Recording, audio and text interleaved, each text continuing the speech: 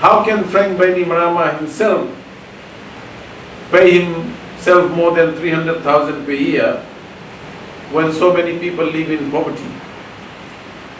Who is the minister who incurred in September this year, as I pointed out earlier, a mobile phone bill of $16,000? This is what we are paying for.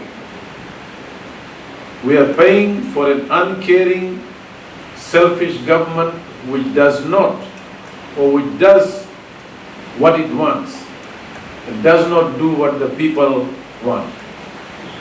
And let me, on behalf of the National Federation Party, make it absolutely clear that all scholarships and loans will not be based on race, religion, or ethnicity.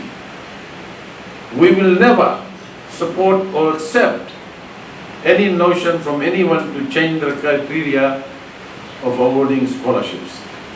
If anything, the current practice